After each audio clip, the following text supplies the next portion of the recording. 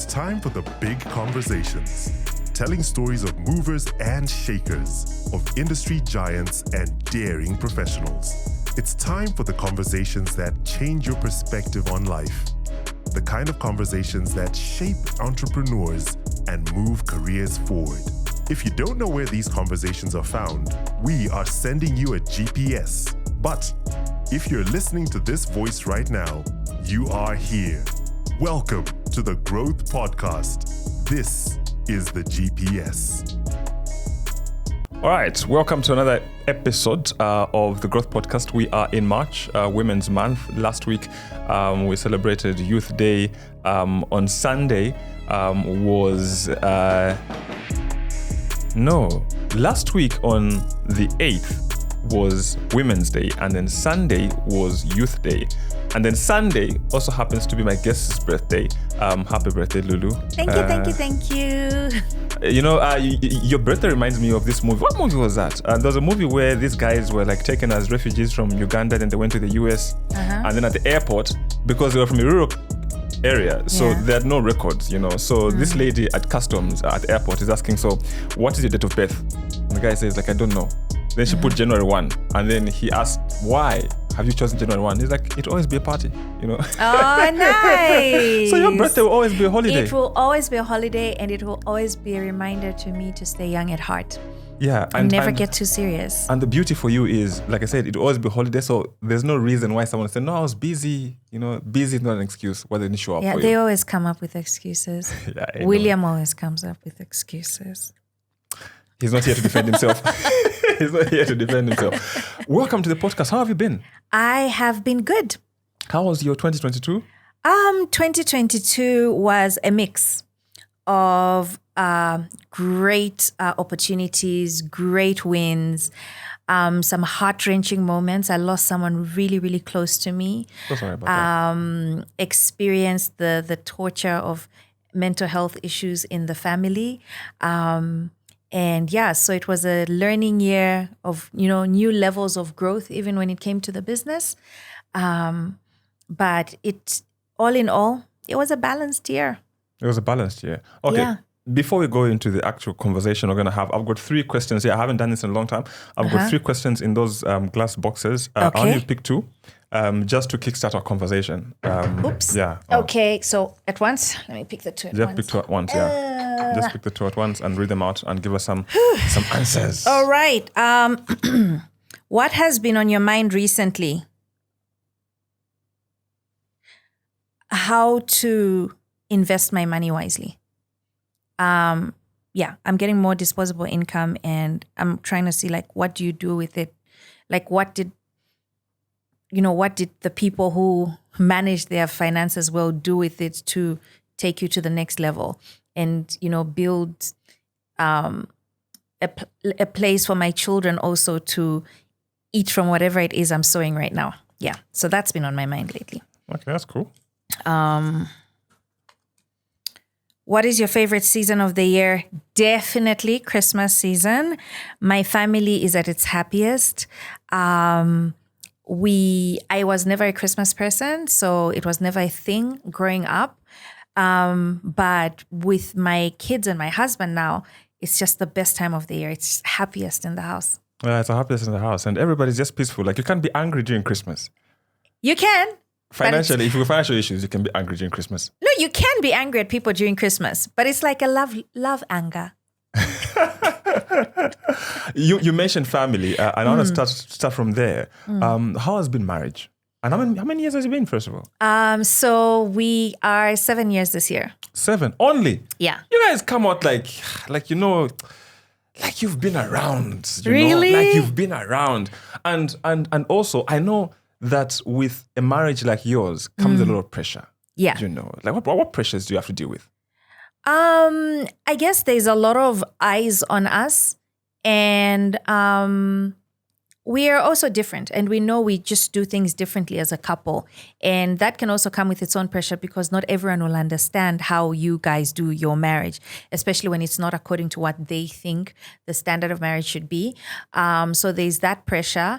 But we met 10 years ago on a blind date, and I love him. so much. It's not been a bed of roses, though. I think our first few years of marriage, especially, were the most difficult so far. I was coming from being extremely independent, him too, and putting both of us in a house, and bam, it's like you are married and you've got 2 kids. Okay, that comes with its own pressure, because you're not even getting to know each other. Yeah. I feel now that the kids are older, we're getting to really know each other and understand each other and sort of remember why. That's why we started dating, eh? You're actually a cool girl. You're a cool guy. You're reminding me of Pastor Gladys Paswane, because she came here where you're sitting and she said, the honeymoon is after 5 years. Don't lie to each other that honeymoon is immediately you get married. The honeymoon stage is after 5 years. And also, how is it like raising kids? Because it's one thing to be married, but to be married and actually raising children, what pressures come with that? It's been an interesting dynamic. We have very different parenting skills. I think we've streamlined them now. The kids can't get away with, taking advantage Divide of the and other. No. But trying to create an environment where your children grow up with good values. Yeah. And especially in a society like Zambia, church is really an important facet of bringing up a child with good values. So when you're not seen at church every day, it's like you're not bringing up your child right. And you get that a lot. While I came from a very spiritual family, I was a pastor's child. I literally went to church almost every day growing up. There's a way we are bringing up our children. We've created our own system on how we talk about God. We have our own worship. We've created a system where we are introducing God to our children in a way we feel we understood it and we hope they'll understand. So that's an aspect that can be pressure. Taking them to the right schools also. You want them to do better than you did. My husband comes from a place where he went to great private schools, and we might not be able to afford that. So you're always constantly looking to say, what is the best we can do in terms of also education for our children? And just not being too cool. Our daughter says we try too hard to be cool. So teenagers, sure, they're a lot. But I think it's a learning process with each year. It's never the same, eh? They're all so different. So we are continuously learning, trying to nurture their talents, nurture what they want to do and not what we just want them to do also. Like cooking. Yeah, like cooking. Caleb loves cooking. Asa loves it when she wants it. She's got other passions. Okay. But we want to be able to grow those passions and continue to mold them and inspire them to go for what they want. But of course, they have to do work in the business. Okay. So are you like an every Sunday kind of family at church? No. No. Honestly, no. How often do you go to church in a month? I like your questions, hey? You told me to go everywhere. Yeah, feel free. That's a good one. Sometimes none, sometimes once. Yeah. But if you ask me how many times do we have worship, multiple times a week. Okay. Yeah. How many times do we talk about God and our understanding of certain aspects? Multiple times. Do people judge you for not showing up at church? I don't know. I think I did feel judged when I used to go to church a lot. Maybe based on, the denomination I might come from and what they felt, you didn't do this right. You don't represent the church well. While I'm saying I've never said I'm a representative of any church. So maybe at times I have felt that judgment, but I don't know. We really live in our little bubble, and I'm glad we live away from people and just in our little space. So I don't know if we are judged per se. Maybe family, but do you feel like you are a thick-skinned person? I think there's parts of me that are hard, and then there's parts of me that are really if you find the right spot, it's just like just smooshes in like mashed potato, soft. So there are things that will get to me. And there are some things that I'm able to, I've got tough skin, and sometimes the tough skin comes from my support system being when I'm just about to crumble, they're there to be like, no, we got you. So I don't know if I can say I've got full-on thick skin. There's some things that get to me. And it's surprising, some of the things that you would expect to get to me. And I'm just like, it's all good. Let's move. And some that will really make me crumble. Is social media one of those things? And by the way, you are, well, maybe I don't know, but you seem like you're not bullied on social media. You're not made fun of. You're not, like, no one ever goes out for you. I like that sentiment. I love it. I think people are never as direct. And I love that. Social media has evolved greatly. It's at one time having 100,000 followers was huge. There's people with millions of followers now from Zambia. So that has changed the dynamic of social media also. That means there's more people on social media. When it comes to my personal pages, there has been bullying around my weight. I have gained a lot of weight from, the first time people saw me on TV 20 years ago. There is a change, and they feel like they know you. So they feel like they have a right to tell you that. There've been comments, and that's why I say sometimes it's not direct.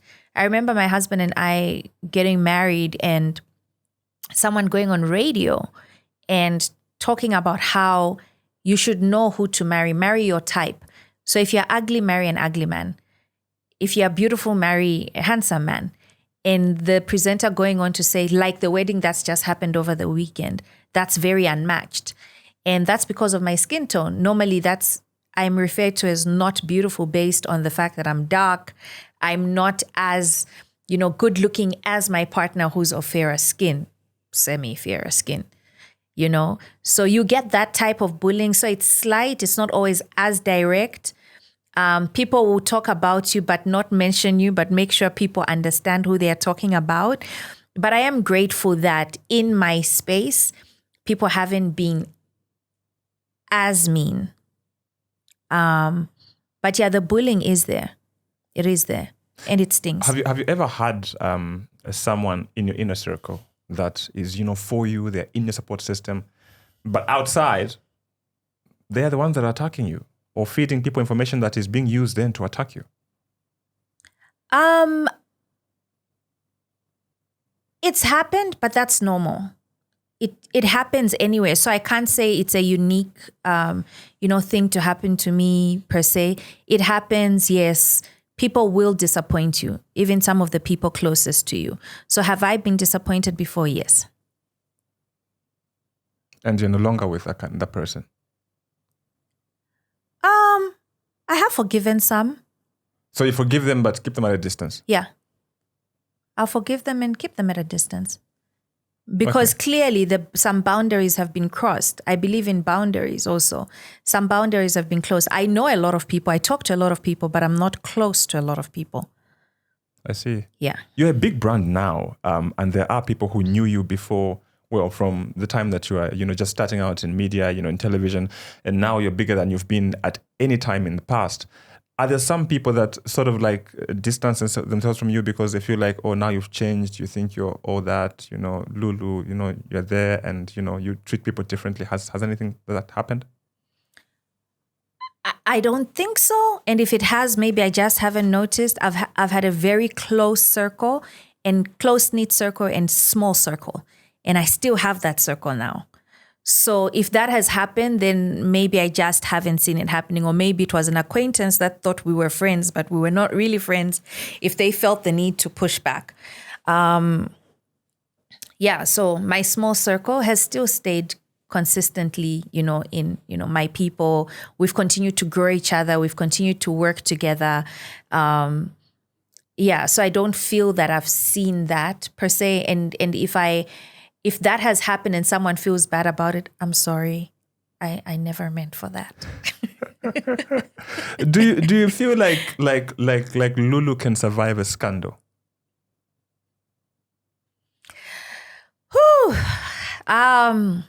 Yeah. I pray I can. You pray you can? Yeah, because not every scandal is the truth. And I just pray I can live a life that, is free of that. But I also do understand that with being public, being in a space which is public, people will have opinions with you, even in the slightest mistake. So it would go bigger than someone else that might not be in the public's eye, making a mistake. So I do understand that the smallest thing can become a scandal based on, who we are. And, sometimes my biggest fear, especially now coming on board, working with my family so publicly, I feel for my children sometimes, and I'm hoping that they are not judged too harshly.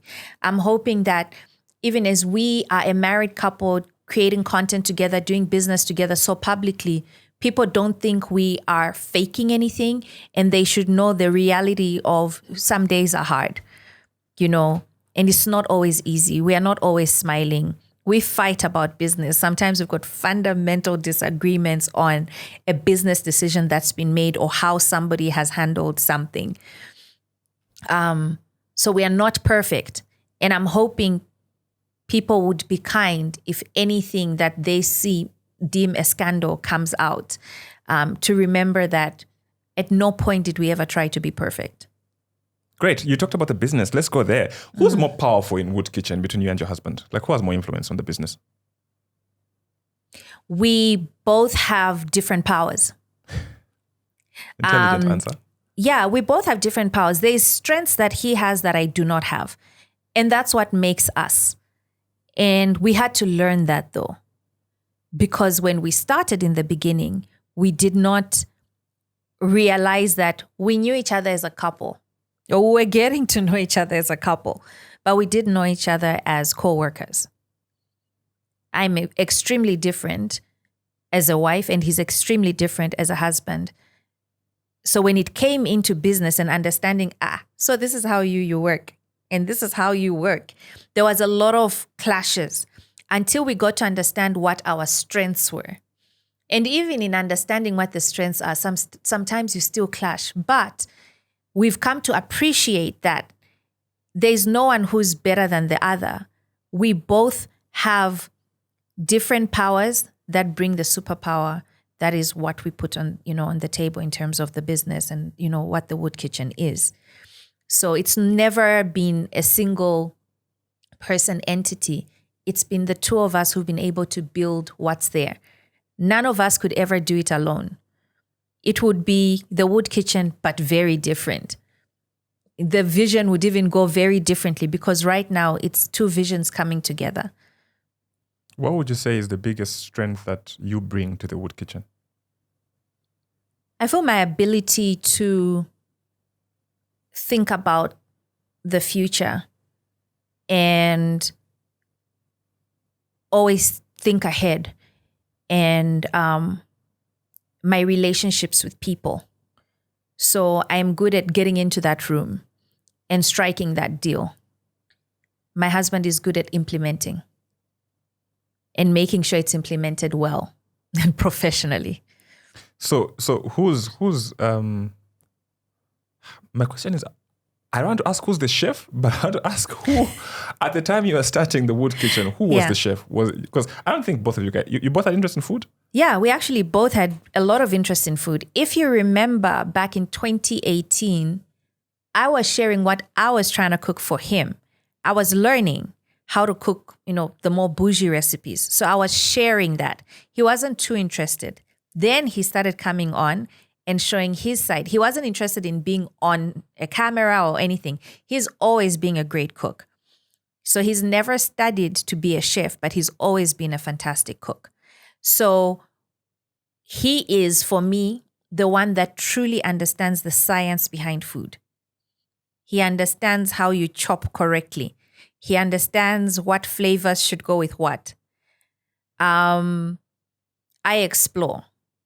So I'm the explorer. I'll be like, remember that turkey that we made and you added sage and I didn't know what sage was and now I understand what it is. Do you know how those flavors can work in something more traditionally Zambian, like village chicken? And whenever we cook village chicken in Zambia, when you visited a home or you go to a hotel, how is village chicken cooked, for example? I don't know, it's boiled or something. Yeah, boiled or fried, right? Yeah. Have you mostly ever boiled. had it as a full roast? Like the way they get that white chicken? Like, yeah, or the turkey? No. The chicken is very unusual. So we'll do that and it will taste moist and soft and tender and really juicy. But that will come because of my knowledge of traditional food and my mind that wants to explore and try something different. So he is the guy that understands food. I'm the one that's like continuously trying to learn and research and try something different or try to learn how to bake. And he's actually gotten into baking too, and he's fantastic. His pastries are, You should invite me one of these days. You know, I I want both of you to come. Yeah, we'll come. I like your wife. I like his wife. No, we'll come. I was under the impression he was the foodie because he was in hospitality, you know. So I figured, he came with his whole, let me bring the hotel standards, you know. So that's what was in my mind. And like I did say, he had a full-time job. Yeah. Obviously now Wood Kitchen, I'm assuming, is his full-time job, right? Yeah. How did the conversation go, you know, in terms of, baby, can we do this full-time? You know, like he had to make a decision to leave work and then come on board. Tell me, how did that conversation go to decide to go full-time into the Wood Kitchen? So COVID caused the conversation. His contract was coming to an end. He didn't feel he wanted to renew it. And being the planner ahead, I'm like, COVID also is hitting my business. What are we going to do? How are we going to survive? We had currently, at that point, we had been messed up by an investment we had made, a big investment we had made. And, you know, unfortunately, we lost a lot of money in that. So we didn't even have savings at the time. So the decision was made purely on, we do love to cook. We've been cooking, you know, in the stories. People seem to love it. Let's try and see if we did it professionally, could we actually get business from doing it professionally? We see there's a gap in the market. There's not a lot of Zambian foodies. Can we create a space on the global scene as Zambians? You know, can we take our place? Because there's a place for every country. So we're not seeing enough of that. Let's take our place on the culinary scene and see if it will come back and bring some business. And thank God it did work. But it was a risk. What was his initial reaction? I'm glad that he actually just said, let's go with it. That's one of the few things we never argued about. Starting was never an argument. It was hard. I hope Pentatech can actually find the first video we recorded. He was so tense. It was hard for him to be on camera. It was also hard for me to see him being tense because I'm like, hey, let's do it. This is how it's done, you know? And now, if you ask our team, he's the guy that he's just like, hey, this should be done. We are co-producing that show together. It's not one producer now. He is co-producing the show. He's come to understand the ins and outs. He's invested in it and not in just the part where it's time to cook. He's invested even in the other facets, which I appreciate. Okay. And as a couple, if you argue about something, what's something you argue about the most? Okay, can I just ask Raviro? She's here with me. She's seen us in like different... You guys would argue in public? Well, you know, our closest team will see it. Ah, okay. You see it. Oh. You can't hide it sometimes. What do they argue about? Salt? Yeah, sometimes it will be like how things are, like the nitty-gritty of how things should be done. Maybe he wants things to go... Yeah, he wants to put butter, but I'm like, no, you're not supposed to put butter. You should put oil. Like, that's how small it can be. And it can cause a heated argument. Like, really, like we said, cut. Yeah, like the shrimp. I think there's once we actually fought on camera and they just kept on rolling. And we just literally forgot the cameras and kept on going at each other. And it actually ended up being an episode.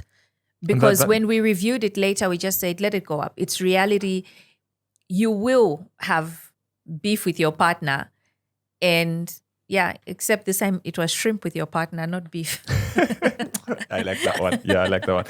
And then with your marriage and working together, how is it for you in terms of at the end of the day, it's work, you work together, it's play and whatnot.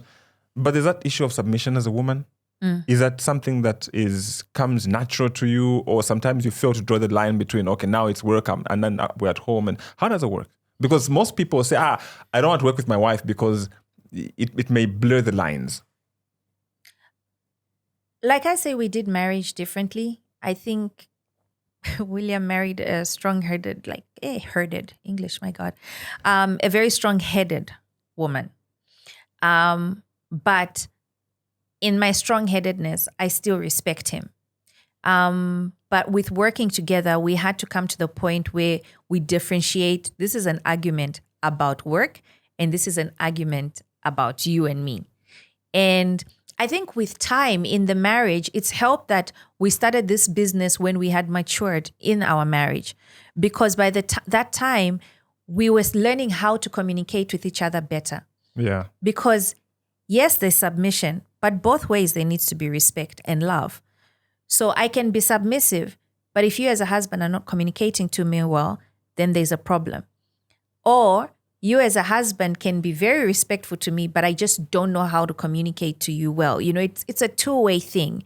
And I feel like sometimes in Zambia, we concentrate on submissive and forget, okay, then what's the role of a husband?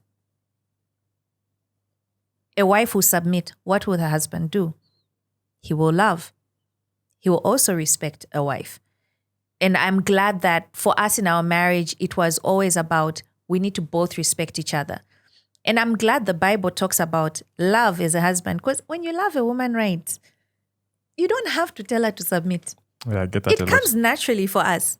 You do not need to tell me, I will konkula for my husband even if he's not Bemba. You don't need to tell me to do that. It's innate in us, the same way we are just naturally mothers. It's innate in us. We want to take care of a man, but he should also want to take care of me. And I think we understood that even when we were dating, it just got harder when we got married initially because we just also didn't know how to communicate. Take away submission and respect. Knowing how to communicate is so important. And so first we had to learn how to communicate. And when we started the business, learn how to communicate also in business. It's still a learning curve. We still learn every single day. As a business gets bigger, the challenges get different. Your fights are also different now. So it's a learning curve at each point. What has been the toughest decision that you guys have had to make in your business? I think learning to say no. I think we actually butted heads sometimes because one of us is saying, no, you can't take that. Either on principle or just these people are not understanding the value we bring. And if they don't understand the value we bring, then we say no. Let's talk about the business and in relation to, it being connected to social media as a whole. You know that a client or a possible advertiser will treat you differently if you are an established organization. You've got, like traditional media, for example. The way that they talk to those and negotiate with those, and then they come to you, and the way that they talk to you and negotiate with you is relatively different because some people feel, you guys, it's just social media, and they want to treat you a bit. Have you ever experienced that? I think in the beginning of my career, yes, there was a lot of that. But luckily, right now, there's a lot of understanding of what social media is. We've got a government that won through social media.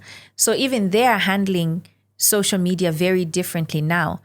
Businesses are also handling social media the corporates, they are handling social media very differently. They understand the power it has. And I think especially in the last 2 years for the food industry, there's a level of respect that has come to what we do and the value that we bring when we are consistent and when we give quality work. So there are those that are coming in and yes, you get corporate money, but if you don't give that corporate a return on investment, yes, they won't take you seriously. But I think one thing that has worked for us has been we now have a track record of giving a return on investment to our corporate clients. Okay. You don't have the most followers on Facebook. You did mention earlier that some have millions of followers on social media, but you are the one that seems to have monetized the most. You have worked with brands from SA, big brands here locally.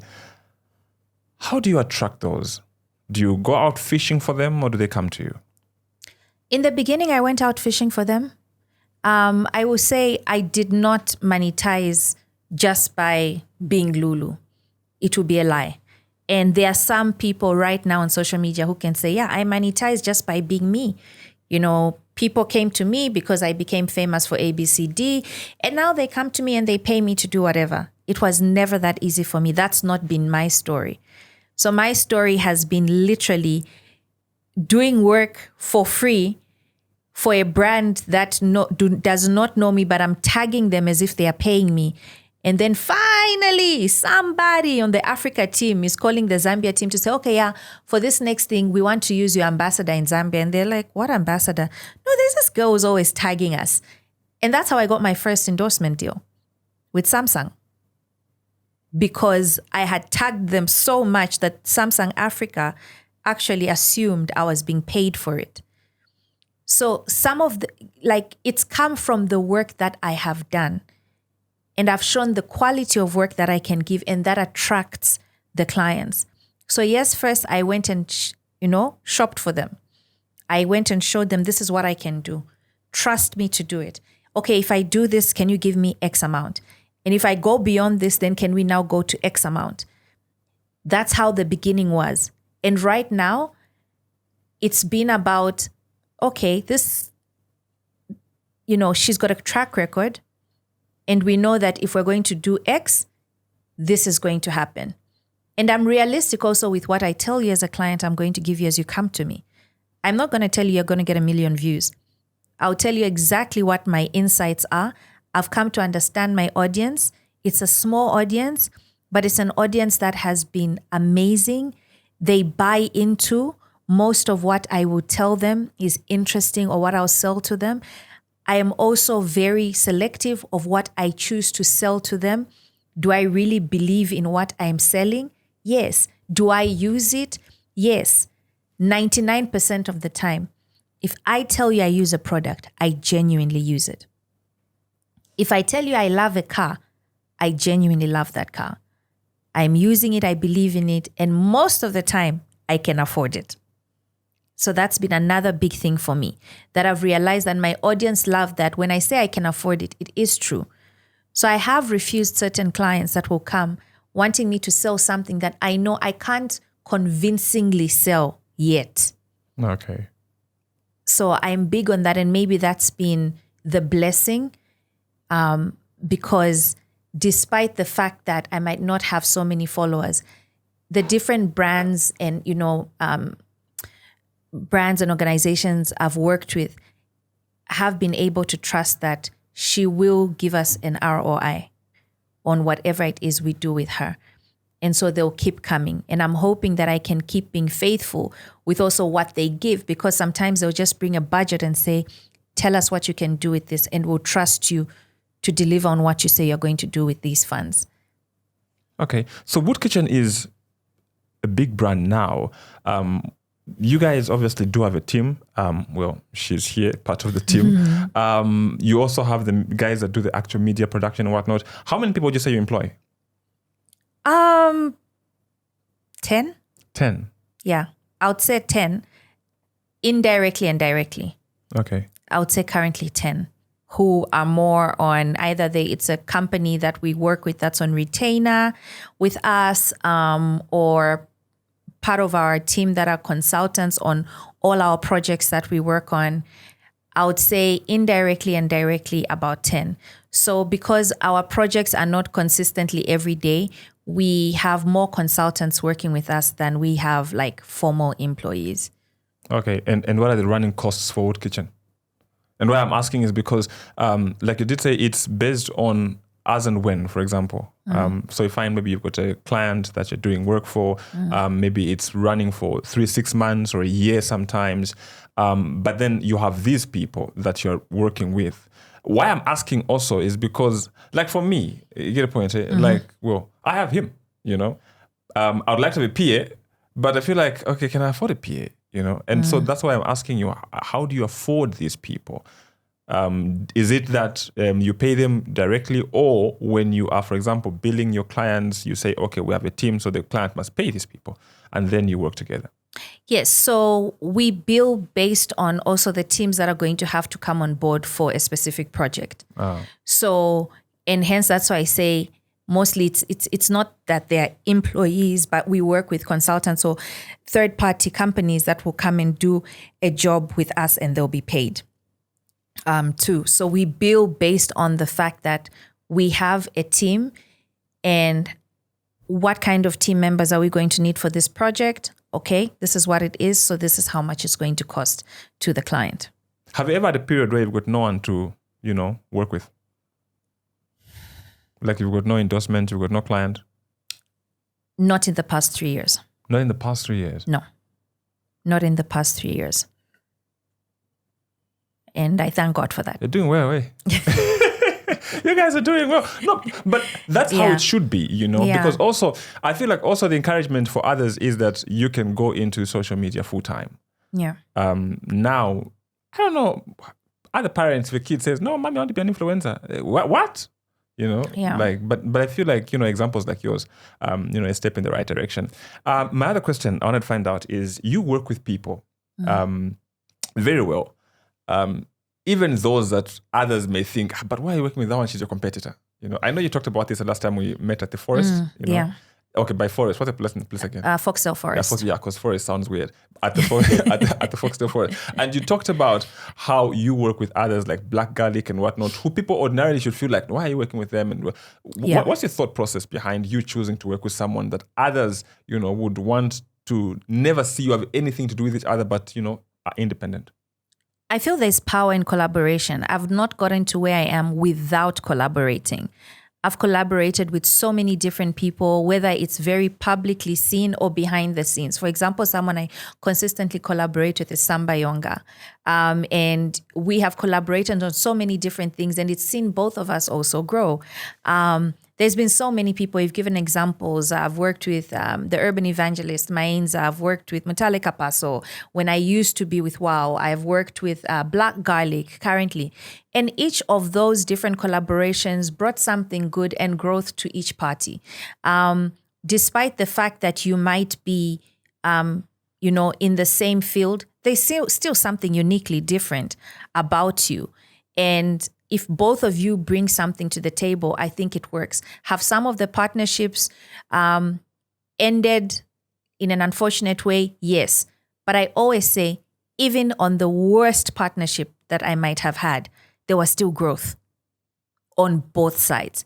And so would I do it again? Yes. It's like when you ask me, would you take a risk in business? I am the risk taker.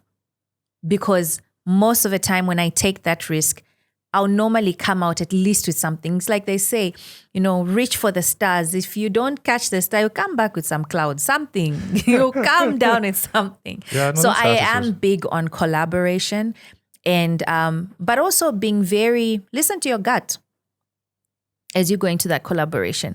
Be very clear also as you go into the collaboration with paperwork. Both of you understand what you are bringing to the table. Or both businesses, understand what you're all bringing to the table. Because I think where I have been hurt the most, it's where I forgot to do any paperwork, or I chose not to do paperwork and work on trust. So those that worked because we had something on paper, it worked really well. And some of those that didn't even work well had paperwork, but there was an exit strategy. For, in case it doesn't work out, this is how we're going to separate. That's so important. Okay. And you know a lot of people. You've built a lot of relationships, I think, that have worked for you and also have worked for the ones that are part of the relationship. How do you go about building your network? How did it start? What do you take to these people, and what do you also get in return? The background to my question is because most people will have a relationship with you, but then you find mostly it's you doing the giving in the relationship, the giving, and the person is taking, and those mostly don't last long. What is your strategy for how do you maintain a relationship that, you met someone through work, but 3 years later you become friends? I don't know if I can say I'm very good at it. I think it comes with the territory of what I do, because maybe you're emceeing and you meet people, and how you treat people is also very important. So I've been able to meet people in different spaces. We don't need to talk every day, but we catch up whenever we can. And just look at our friendship. I will meet you and we're good. We'll have so much to talk about. And when there's an opportunity I see for you, I'll call you. I feel one of my superpowers, for example, is connecting people. And you'll notice that about me. Whenever I meet you, I'll tell you, you know what? You need to meet ABCD. ABCD, meet this person, and you work together. And sometimes more opportunities come out for me later on when these two people that finally found a way to work together, even though I'd never worked with this person. I might have met the person 5 minutes ago, but the fact that I connected them, they'll come back and remember that, you know what? I remember you. But being intentional about also just building the relationships and the networks and just keeping a credible, brand. I try as hard as I can to not be remembered for anything about, beyond being credible. Even if it means I will lose money, I've been given 100,000 kwacha to do an event, and I could easily do the event at 45,000 kwacha, but it won't give, my client the best, outcome. I would rather spend 110,000 kwacha. Kick that, and through that event, meet people who will look at that and say, okay, that's interesting, and ask the people I've worked with about, how did that go? And sometimes that's how my relationships are built, based on just us meeting in a work setting and people thinking, I really liked what that person did. I want to know more about what that person does, and being available for that person. So whenever I've met you, you call me. I've never said no, but we've never actually just sat down to have coffee together and just chill. No, but just through the networks and the work that we do, I've met you in certain circles. You're at an event or you're hosting something or you're on TV and I meet you there, but you see me work, I see you work. And then I know from just how I've watched you work that if he ever called, I'll definitely say yes, just based on watching him. So sometimes that's how my networks are built. It's nothing about just intentionally going, saying, hello, I'm this and I'm that. Sometimes it's just been based on people watching from afar, and I'm watching them, being cordial with people, being in the right spaces also through the types of jobs I agree to do or I refuse to do has put me in certain rooms that then create even bigger networks and keep your name in people's minds. Some of the opportunities have come 10 years later, but relationships that were formed just by being in the same room and sometimes not necessarily even talking to each other. Do you mentor anyone? Yes, I do. I do it in my own way, though.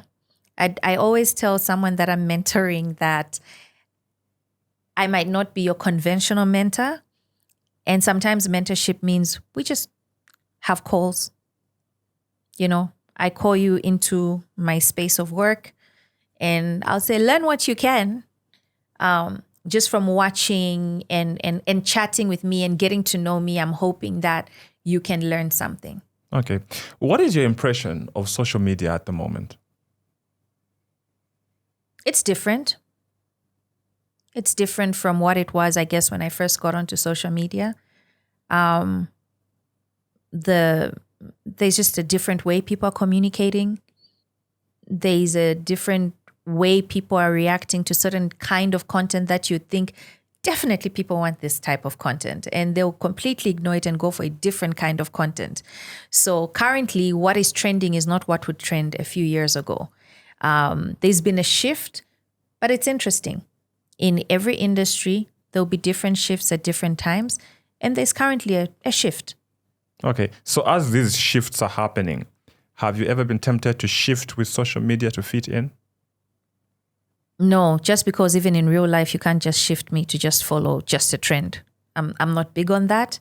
I've tried to stay authentically who I am. And sometimes staying authentically who I am means I'm not always going to have the best quotes in an interview. I won't.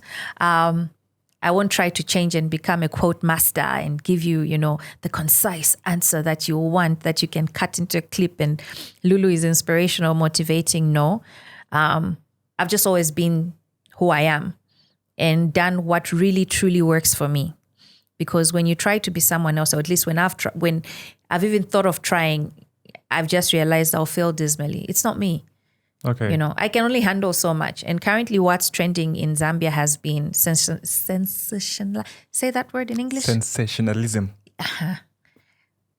I can't handle what comes with that. It's brutal. You need to truly have that thick skin you're asking if I had. And I do not have the thick skin for that. I do not even like that kind of attention. I don't do what I do for attention. I really do what I do to have a positive impact. It was never about attention. Being known came with the work I was doing. It was never the point of doing the work. I cannot count how many women look up to you. I think some weeks back, I asked people to share the women that they really look up to, and maybe 1 out of every 3 comments, your name was right up there, Oh, I was so humbled. I saw that. That was like a truly humbling moment. Yeah. And what do you think draws people to you? Like, what do you think? Because mostly, like you said, mostly it's a trend. Oh, Lulu is trending. Let's follow Lulu. Next time, someone else is trending. But for you, it's always been like people just warm up to you. Like they just warm up to you. What do you think is there about you that consistently keeps them following you? I don't know. I think we've grown together. I think most of the people that will say, something positive about me, most probably 1 out of 3 would have seen me start. We've grown together. Sometimes I'll be walking in Melissa, ShopRite or Pick and Pay, and someone will stop and say, oh my God, I even feel like I know you, Lulu. I want to ask you so many questions. I just want to hug you. I'm like, let's hug. We know each other. I've grown in your eyes, and we've grown together. Sometimes I click on someone's profile when they post a comment on my page and I'm like, now they've graduated. I'm even also invested in some of their lives. They might not even know that I know them, but you see them grow. You see them getting married. They've seen me getting married and we've grown together. And I'm hoping we're all authentically just trying to live our lives and trying to do the best we can. So I feel most of those people that will say that have grown with me. We've grown together. And so they understand where I'm coming from. Somebody who's just new, I guess maybe they can relate to who I am and so they'll follow. I'm not everybody's cup of tea. I do irritate some people. I'm an abanabo for some. Yeah. But for those that feel they can, relate to me, I'm grateful for them. And I think that's why they might say something positive. And I'm grateful for all of them. I'm grateful for you guys. Okay. Tell me about your values. And has there ever been a time when you had to turn down an offer because it was not in line with your value system? Yeah. I've had to turn down one very good one. And that was just because I don't know if I'll ever do it later on in life, but there was just there's some things that I just say no to. It's not me. I'm not going to do that. I just don't feel that it's right. And so I won't do it. So I have said no to certain things. But I'm glad that in as much as I'll say no, the right things do come our way. I think when people start to understand your value system, they know that, we can approach you with this, this we can't. In the past, I was a non-alcoholic brand. Like you couldn't approach me with an alcoholic brand. And that was because I just never really drank any alcohol and it was coming from an honest place. And then when I started, I still didn't feel I could literally represent a brand that sells alcohol confidently. I've done once or twice now, but it comes from a place like I actually do enjoy it, but responsibly. Would you represent a betting company? No. Why? Not currently. Because you don't believe in that? No. And you don't bet yourself? No. Okay. The other thing I want to find out from you is you are not, like you said, you don't front yourself as the Christian, okay? But for me, I feel like if there was a next level from Christian, that's where you are. um, and here's where I'm going. Do you feel that because of the way people perceive you, you cannot be found in certain places? Or you feel like if we go this side, they'll judge us? Like even you and your husband, for example, like, hey, if we go to the club, hey, it's to be on. But people have seen us in the club. That's the thing. I do not want to be fake. I will not lie to you and say you won't catch me in a club. On some nights when we are like #worst behavior, you'll find us dancing and just having fun. I don't think there's anything wrong with the club if you're going there and you're just having a good time. We drink responsibly. We love good music. We love to chill with our friends sometimes. So we will once in a while go out. We used to go out a lot initially, when we were still dating. But as we grew older, it rubs off, You're not so interested in the party life. But when it's December, you might find us at a spot enjoying ourselves responsibly. And I think that's what made people uncomfortable at some point, where they felt, even if some of them might do it, they might take a sip of wine, but they will not take it publicly, and they would frown on you for doing it publicly. And I don't sign up to that. I'm sorry. I'm not going to be fake. I love God. I do. And if I'm doing something responsibly right now, I don't think that I should hide. There are parts of me that are very private, but there are also parts of me that I feel you can see and it's okay. I'm not going to fake it for you. So the one thing about my husband and I is that we love to have fun. When it's time to have fun, we'll play hard. It's part of who we are. There are some people who play differently, and that's okay. But if you will judge me and say that I'm not a Christian or I don't believe in God because of that, that's your prerogative. I know where I stand. And so sometimes people feel you're not aligned to something, and I'll step away from what people will feel I'm not aligned to because they want to, do things a certain way. So whenever I feel I'm not aligned or I'm being misunderstood, I step away. And I will go where I am accepted. I will do what I feel I will do authentically and be honest with it, because being fake, it kills me. I just can't stand being fake. That's a very hard life to live. You mentioned walking away. Why did you walk away from Wow Woman? Okay. Yeah, you're going for the jugular, right? We were not aligned.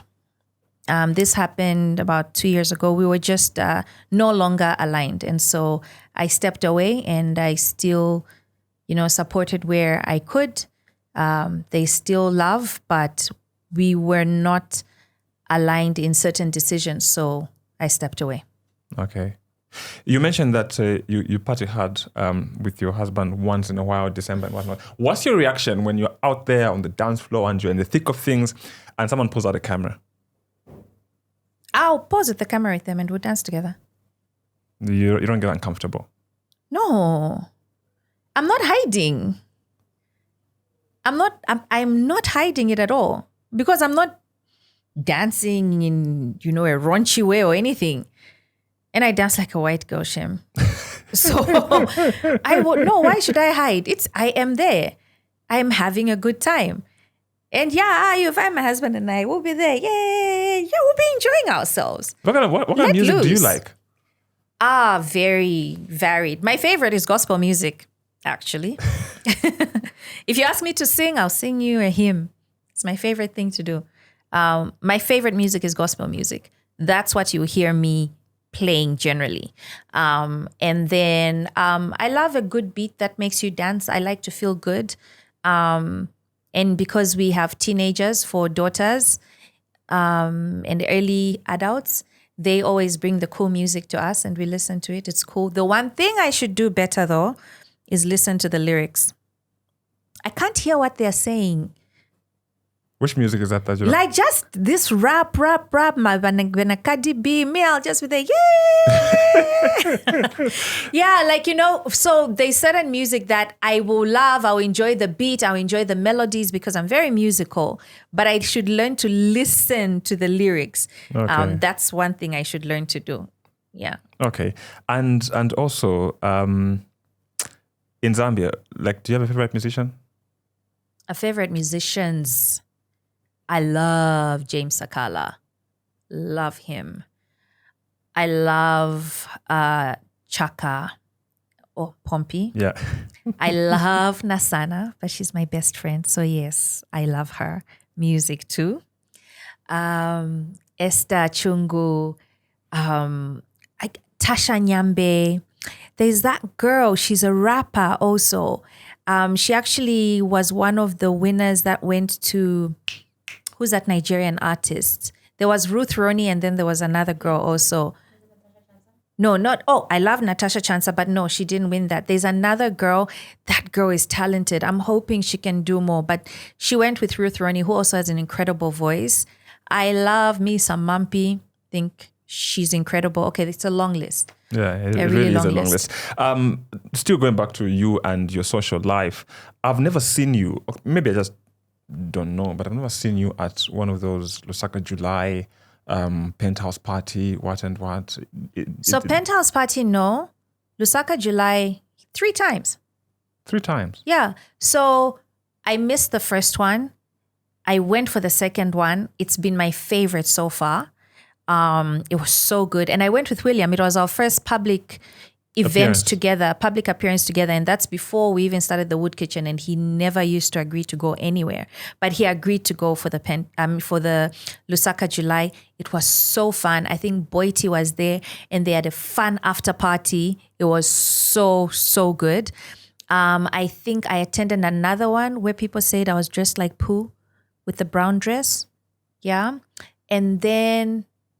Did I attend again though? I think I've attended actually 2 Lusaka Julys. The Safari Picnic. Okay. We attended last year with William. Okay. Yeah, we attended the Safari Picnic. We just normally go really early and like the time they say it's going to start. And one thing I'll give the PR girls, if they say an event will start at 12, when you get there at 12, you still enjoy yourself. The drinks will be flowing, the food will be flowing, there'll be some entertainment happening on stage. And then the big celebrities, of course, always come late. And by that time, we've left. Are gone. Do you ever get paid to show up at an event? Just to show up? Yes. Yeah. Oh, by the way, I don't know if she said this on the podcast or off air, but I caught her anyway. What's this lady again? Michi. Yes. Michi came. I love her. And she said she likes to attend events, but she likes your events the most because if Lulu calls you, it means you're going to get paid. Love you, Michi.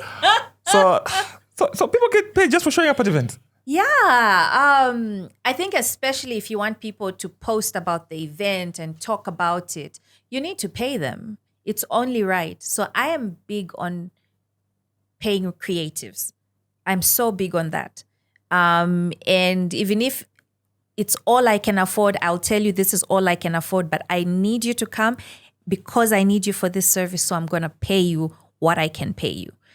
I'm a creative myself. And so I understand the struggle we had when there was nothing like that. You're not even paid to post anything. People just expected you to pitch up. It's not every event that I am paid to attend. Some I attend to support the industry. And so I'm big on supporting the industry in all its forms. I'll support RNG, the PR girls, urban evangelist, Wow Women, different events. Like I will go where I can. I don't like to just attend every event though. Once in a while, you support the industry and you go and you support your friends. But I will pay you as a creative if you're coming for something that I'm working on. Okay. Do you have an event company yourself? So I've always done events, but in the different facets of the different parts of my careers that, that I've had. So when I co-founded Dagon Media. Dagon Media did events. So we launched Pizza Hut, we launched Vodafone. Remember, there was lots of events around that. And even before that, I'd been doing some entrepreneurship events and managing them myself and funding them myself at the time. So when Pizza Hut came on board, I ran a lot of like entrepreneurship events, with Pizza Hut. I did the Celebrating the Man event. I think, were you there for that? At Mug and Bean? No. Oh, okay. For some reason, I thought you were there, but we did those events. So I've always sort of done events in the different, areas of work that I'm in. I've done events with UNAIDS since I'm the UNAIDS Goodwill Ambassador. I've hosted a lot of events, but I think people have just never given me the title of an event manager. But it has always been a service that I do give. And I am selective, yes, of the events that I'll do, but it is part of even a service that as the Wood Kitchen we offer. Hence, the initial first Wow Fest that we did, Wood Kitchen presented that. It was something that we ran, and then Shockers last year, Shockers this year. I want to come this year. Please do. I want to come Please this do. year. It's going to be fun. And the MTN collaboration also for Women's Day. So you see, all these have been done through the years. It's something that has been building slowly. The budgets have become bigger, of course, and the events have become bigger. The responsibility has become bigger, but it's always been something that I've done. Okay. You mentioned that you're selective with the events, but I've noticed also that you are selective with who you associate with. There are some people in this country that, I don't know, I feel like you wouldn't be caught dead sin with, Are there some people that just deliberately avoid altogether? Not even a photo opportunity. I don't want to mention names. To be honest, where I can avoid certain associations, yes, I do. But the Zambian industry is so small, You sometimes find yourself in the same spaces. Just because, someone might not really fit with your values doesn't mean they're not the best at what they do also, or they're not good at what they do. So normally when you're good at what you do, you'll find yourselves in the same spaces, because normally people pull the best at, certain aspects into the same rooms. So we have been in the same rooms. I try to be cordial with as many people as possible. Have we had friction at times with certain individuals in the industry? Yes, but I always say Zambia is too small for beef. The smartest thing you do as someone in the industry is just try to be cordial with everyone. Respect everyone. Respect their craft. Respect what they do. Doesn't matter if you're doing the same thing. You all do it differently somehow. And so let's respect our differences. Let's respect that that there is room for everyone and for different types of people. Never assume that they should only be one type of person, because that's also something I've found. People expect you to say, oh no, those people are terrible, just because they're doing it slightly different from you, or they're a bit wilder than you, doesn't make what they're doing per se wrong. They're also running a business. They're also giving a return on investment to their clients who want to associate with what they're doing. So respect them. Have you ever found yourself following social media gossip? What did this one say? Oh, he mentioned something, then go to their page. What did they say? What was the response? What is I'm going to say? Then do you ever find yourself occupied like that? You won't find me commenting. Do I see some of these things? Yes, I do. Yes, I will see them. Will I have a conversation about some of the stuff that goes on with the people really closest to me? I won't lie. Yes, I will. But it's not something that I'll go looking for. Actually, most of the time, someone has to send a screenshot or something and say, did you hear this? No, I had no idea at all. Yeah, so it normally comes as a surprise. People say, but you are on social media. I say, yes, but normally I'm so focused on the work that I'm doing on there, and I try to jump out immediately. I'm done doing the work I need to do there, because you can't just be on your phone the whole day. If you had the option to quit one social media platform, which one would it be? If you had to quit one. They're all so different. I would have said TikTok a long time ago, but not anymore. I'm learning so much there, hey? Very interesting world also. Very different. Teaches you a lot about the Zambian mind and the market, and how you can assume the Zambian market is like just Facebook. No. There's Twitter, and then there's TikTok. TikTok has given me a whole new view of where Zambia is socially, where the young people are, what they like, what they don't like. It's really, really interesting. Never seen you there. Wood Kitchen is on TikTok. But not you. I am there through Wood Kitchen. For me, I think I joined TikTok maybe like 3 months ago or something. Uh-huh.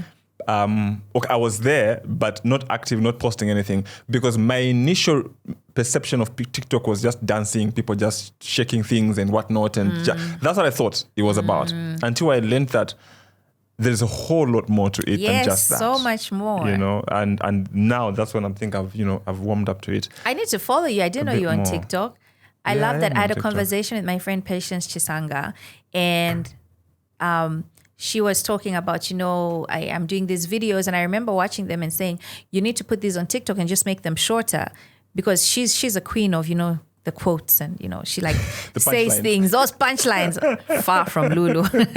But because of that, she's actually perfect for TikTok and short form content. She's perfect for this new short form content that's going on. Yeah, because I've noticed now that social media is really now about pictures and videos.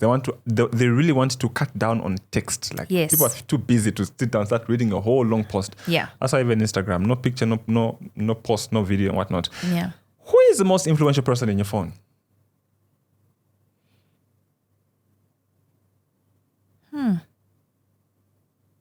That's a good one. I might not be able to say the name right now and remember who it is, but I bet it's a global leader. Like a director general for WTO? Like one of those? No. The Russian foreign minister? No. Boris Johnson? Actually, it's a global business leader. I met him in the White House. Jeff Bezos? Not him. Oh, Another one. Just say it's Elon Musk.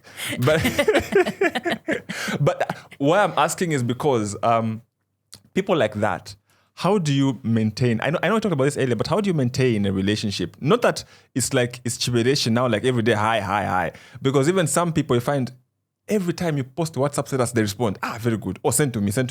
How do you maintain, just so they always think about you, they don't forget you? You get a point, eh? My WhatsApp status. Or you see who posts and you check if they've seen. Yeah, so I like to check who's seen.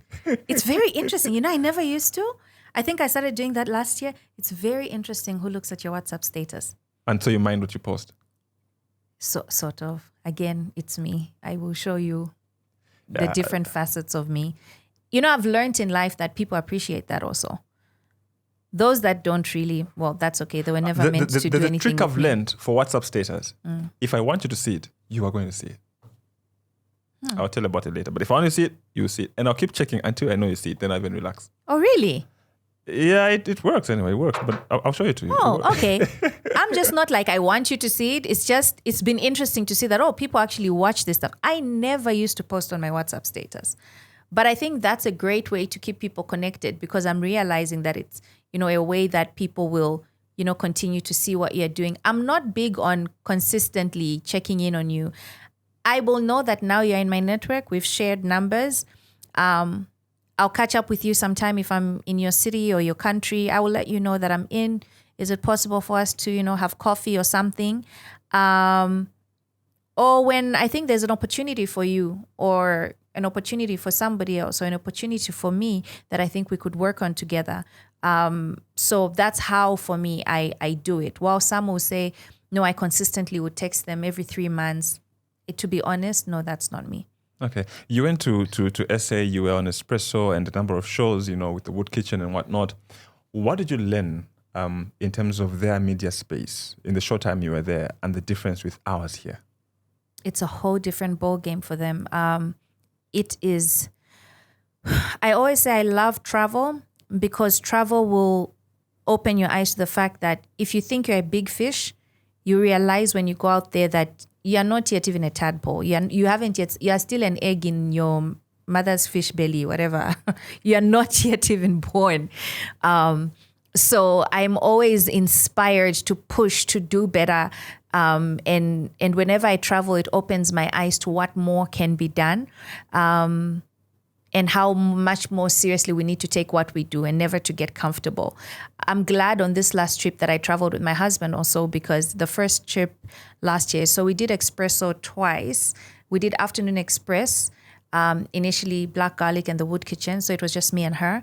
And this next trip we went with my husband. And I love that he was able to, on any other trip, if we're not in the wood kitchen, we wouldn't have appreciated what we actually got to experience together during this last trip. And now we're hoping to travel even more across the world and just continue to learn and continue to come back to implement and continue to collaborate also. Through collaboration, a lot of what happened last year, even in South Africa, transpired. It was just through, I remember I've got this person's number in my phone. Yo, can we do this? Or the same thing with Clara, who's black garlic, who's, one thing I always learn from her is she's Miss Shoot Your Shot. Clara doesn't even need to have been in the same space with you. She doesn't need to know you personally, but she'll shoot her shot. That's her superpower. I like that superpower. I want that superpower.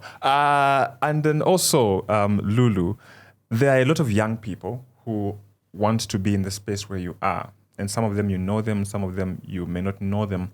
What are some mistakes that you feel they're making along the way that, really stifle their progress and make it difficult for them to make progress and make leaps and bounds in this social media community?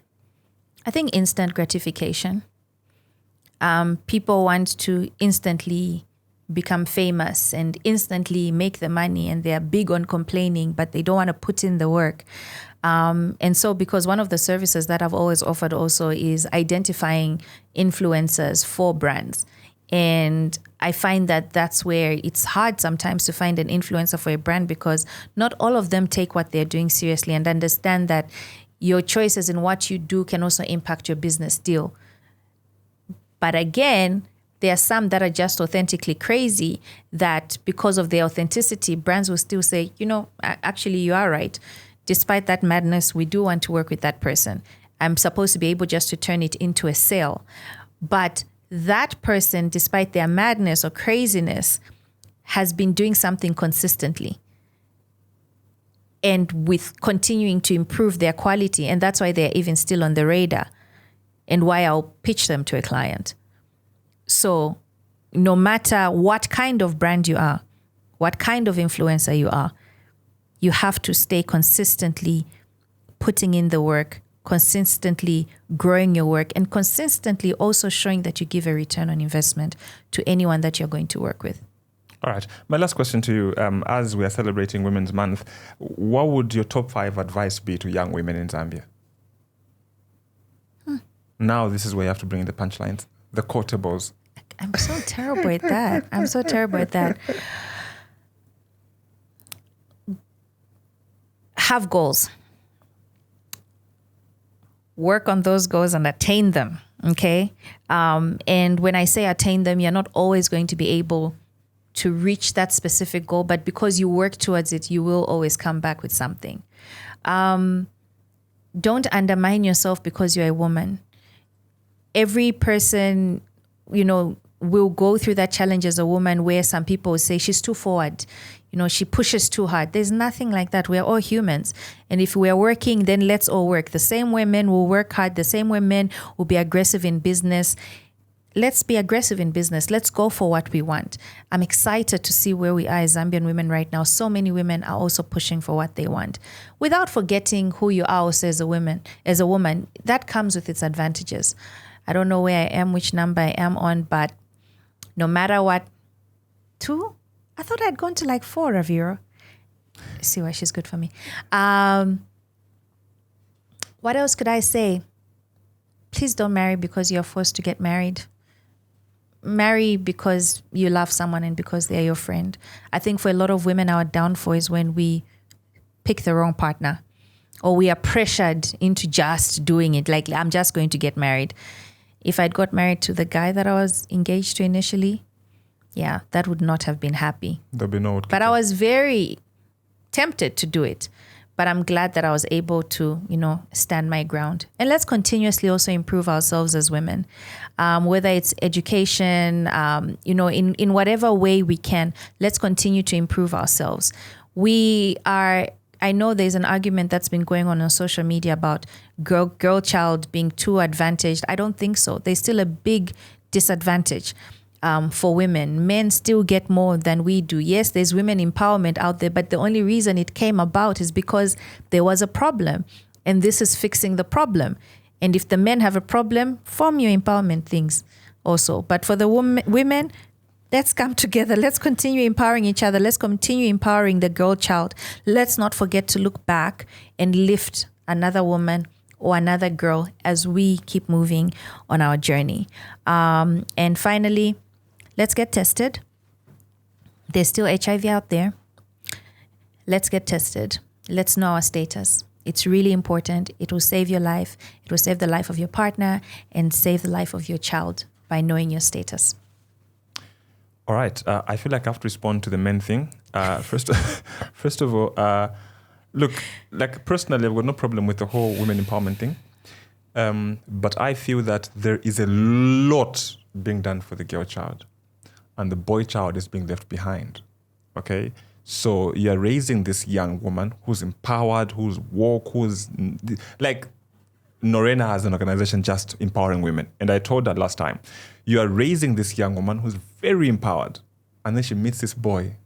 She's at this level. This boy is just here. Mm-hmm. You get the point? Mm-hmm. Now that mismatch becomes a problem because they can't reason the same. They can't what. Norena is organizing conferences for these girls and they're meeting these mentors and they're what and they're what. And they get scholarships, they what. And this boy is just watching football. Why did Norena do that? She saw a problem. She decided to fix it. You have seen a problem. Be the fixer. Business opportunity, guys. This is how it starts. Like, we identify problems for others. The others are good at identifying problems. Well, then look for people. You seem passionate about it. And if you really feel so strongly about it, if men felt so strongly about it, they would fight for their boys to also be empowered. Women that have female-led organizations that are, looking at the girl child right now saw that there's a problem. And so they decided to do something about that problem. So instead of consistently saying, but why the girl that, well, you balance it out. Because that's what we're trying to do on this side. We're just trying to balance the scale. Thank you very much, Lulu, for the time. Before I let you go, is there any question you wish I asked you that I haven't asked? No, you were quite good with your questions. They were different. I'm proud. Thank you very much. And I wish you the best in everything. I will see you at Shockers. When is it? October.